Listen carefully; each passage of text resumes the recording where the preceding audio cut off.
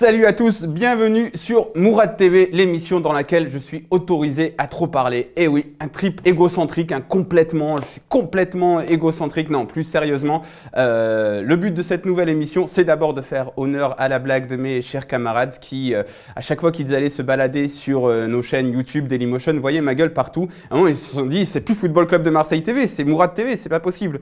Je les ai pris au mot, voilà, Mourad TV, MTV. Et puis, c'est surtout un hommage appuyé à l'un des journalistes sportifs que j'admire particulièrement, c'est Didier Roustan qui a cette fameuse chaîne Roustan TV qui nous livre ses analyses. C'est toujours un grand plaisir de regarder ses émissions. Alors, je ne peux pas le faire au même niveau que lui, j'ai pas ni son expérience, ni sa culture foot, mais dans tous les cas, je me suis dit, pourquoi pas, le format est sympa, on va essayer de faire ça, et on m'a fait remarquer que, sans faire exprès ce matin, j'ai rendu un deuxième hommage à Didier Roustan avec cette belle chemise. J'ai pas fait exprès, franchement, je l'ai prise un peu au hasard, on m'a dit, mais t'as mis ta plus belle chemise, comme Didier Roustan, il met toujours des chemises d'exception. Donc voilà, donc le but de cette émission, on y arrive enfin, Mourad TV, l'émission égocentrique qui, si on enlève Mourad, ça fait MTV, c'est comme ça, on vise très très haut chez Football Club de Marseille. Donc c'est de prendre un sujet sur l'Olympique de Marseille bien sûr et de le traiter un peu plus en longueur. Je suis autorisé à trop parler, comme vous savez je parle beaucoup trop, là j'ai le droit, donc je vais me faire un plaisir. Et pour cette première, j'ai choisi un thème très généraliste. Pourquoi l'OM est un grand club? Eh oui, c'est une question un peu à la con, vous allez me dire. Certes, mais j'en ai un peu marre d'entendre toujours que l'OM est un grand club simplement parce qu'il a gagné la Ligue des Champions. C'est pas du tout vrai. L'OM est une grande institution du foot français. Ça l'était avant la Ligue des Champions. Et c'est ce que je vais un peu essayer de m'échigner à faire dans les minutes qui viennent. Donc pour ça, on va remonter le temps. Hein, encore une fois, moi j'ai pas la DeLorean de ce brave Didier Roustan, mais j'ai ce livre, comme vous pouvez le voir, qui est disponible à la bibliothèque de l'Alcazar à Marseille. Il va bientôt être à nouveau disponible, dès que je l'aurai rendu, qui est donc Coupe de France 1917-2017, le roman du centenaire de Chérif Guémour, le cofondateur de SoFoot, entre autres, et qui revient donc sur l'histoire du foot français. Donc l'OM, c'est une institution depuis que le foot français s'est nationalisé. C'est aussi simple que ça. On peut plus ou moins... c'est nationalisé, dans le sens où c'est devenu un sport qui s'est ouvert à toute la France, qui a eu des compétitions nationales. La première grande compétition nationale, c'est la Coupe de France. Et donc cette Coupe de France, elle démarre en 1917. Alors si je ne me trompe pas, les 5 premières années, il n'y a que des clubs parisiens qui la gagnent. Et devinez quel est le premier club provincial qui gagne la Coupe de France hors Paris? Devinez? À jamais les premiers. Forcément, alors je vais vous lire le petit extrait de ce livre, ce très bon livre que je recommande à toutes les personnes qui aiment un peu l'histoire du foot. Un club va mettre fin à l'hégémonie parisienne, l'Olympique de Marseille, ville frondeuse par excellence, bras vengeur du football du reste de la France. Le club phocéen arrache en 1924 le trophée Charles Simon à l'armada des clubs parisiens, vainqueurs lors des 6 premières éditions. L'OM fit même coup double en 1926 et 1927.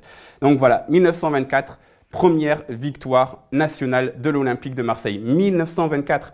C'est pas 1993, 1924, première victoire nationale. La Coupe de France, à l'époque, c'est beaucoup plus important que le championnat de France. Et en plus de ça, il récidive 1926, 1927.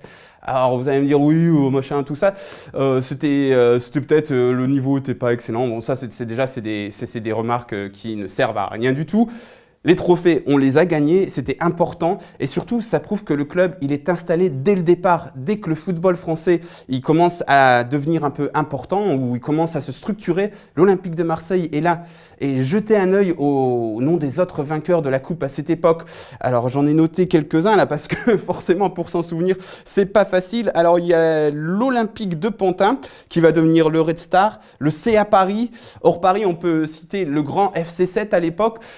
Bref, que des clubs qui ont durablement marqué le football français. On est d'accord, les enfants, on est d'accord. Et où était l'Olympique lyonnais? À l'époque, Lyon était plutôt représenté par le FC Lyon plutôt que par l'Olympique Lyon. L'Olympique lyonnais qui était alors une partie du Loup. Donc c'est tout ça pour vous dire que l'Olympique de Marseille, c'est parmi les grands clubs français, c'est celui qui a débuté... qui était là au début et qui est encore là maintenant et qui est toujours un grand club. Et cette Coupe de France, c'est le symbole de l'Olympique de Marseille. On a eu des époques successives dans le football français. Comment vous dire? Il faut que vous attendiez aussi à ce que je me perde un petit peu, que je rebondisse, que je retombe sur mes pattes plutôt, de manière assez fréquente, puisqu'on me laisse parler sans arrêt. Ça va être très compliqué pour vous, très chers auditeurs de Mourad TV. Alors, dans le football français, on a eu des époques successives. On a eu l'époque du grand Racing de Paris, l'époque du grand LOSC, l'époque du grand Stade de Reims, l'époque du grand Saint-Étienne. On peut même parler de l'époque du grand Lyon. Alors formidable, oui, toutes ces équipes ont marqué le football français. L'époque du grand Saint-Étienne, j'en ai parlé aussi. La différence de l'Olympique de Marseille, c'est que l'OM est toujours là. Dès le départ, avant même le professionnalisme qui intervient dans la décennie des années 1930, l'OM est déjà là.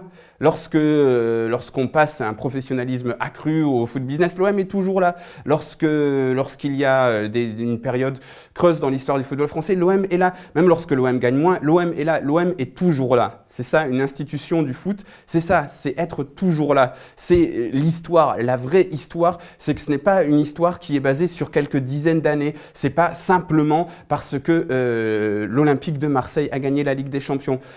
Pour résumer assez simplement, je dirais c'est de cette manière, pour revenir sur Bernard Tapie, sur la Ligue des Champions.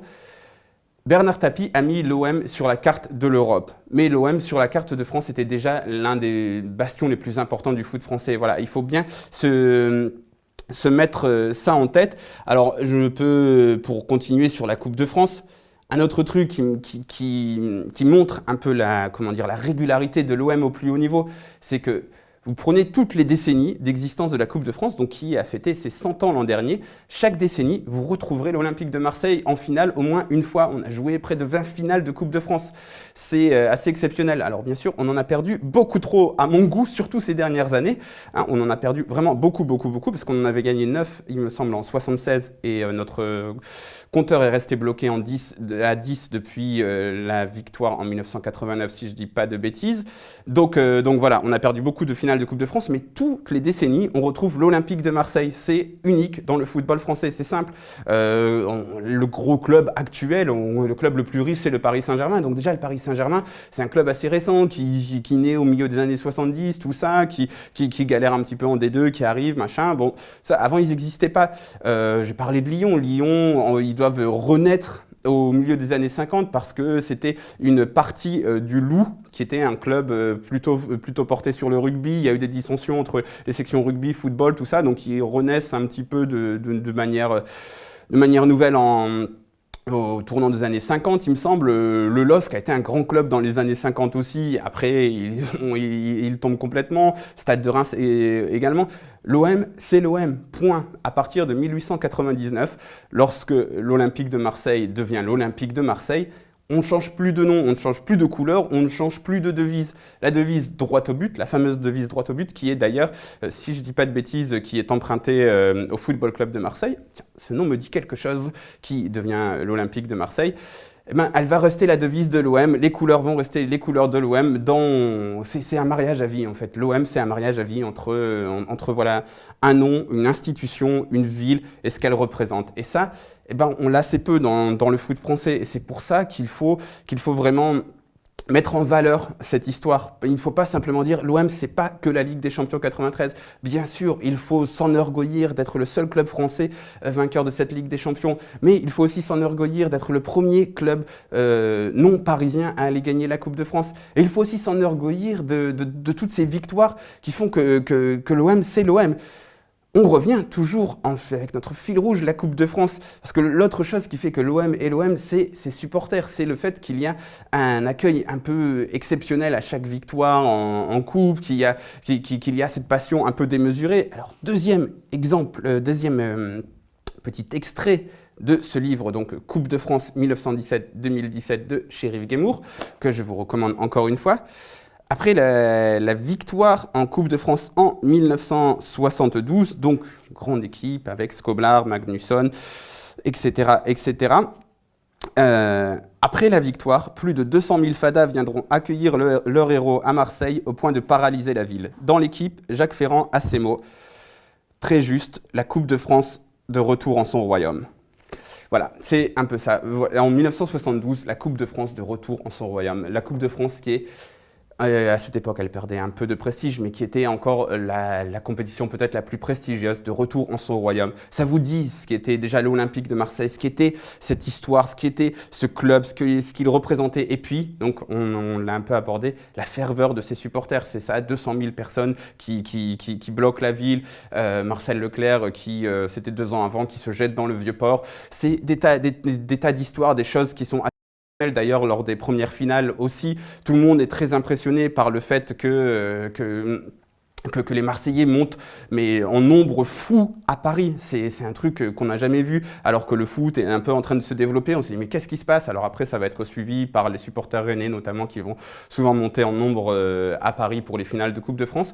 Mais voilà, il faut aussi prendre ça en compte. Donc l'OM, c'est d'abord une histoire, une longue histoire, toujours pratiquement au top dans l'histoire du foot français. Il y a eu des périodes de moins bien, en 1960 notamment, après au début des années 80, etc. Mais l'OM revient très rapidement, toujours dans l'élite du foot français, revient très fréquemment en finale de la Coupe de France, reste toujours un club important dans le foot français, même lorsqu'il n'est pas le club le plus important, il est toujours un club important. Et puis, donc, les supporters, parce que donc là, on a parlé d'un temps où les supporters n'étaient pas organisés, mais on va pas revenir aussi sur l'importance de l'Olympique de Marseille dans le développement du mouvement ultra en France. Ça, il faudrait aller poser des questions au commando ultra, notamment à la vieille garde. Ça, c'est aussi une chose que l'Olympique de Marseille a apporté au football français, ce développement d'une culture supporter dans les tribunes. C'est quelque chose de grand.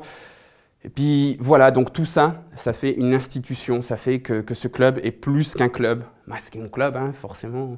C'est pas juste un club qui a réussi pendant quelques années à captiver l'attention de la France. Non, c'est un club qui est là, qui est là depuis le départ, qui est là toujours aujourd'hui, qui est toujours important, qui déchaîne toujours les passions et qui marque à vie les joueurs qui y passent. Vous avez sans doute dû voir ce brave Joey Barton qui a passé 1 an à l'OM, qui semble marqué par le club, alors que pourtant, lui, il a quand même la culture anglaise, etc. C'est pas des clubs de...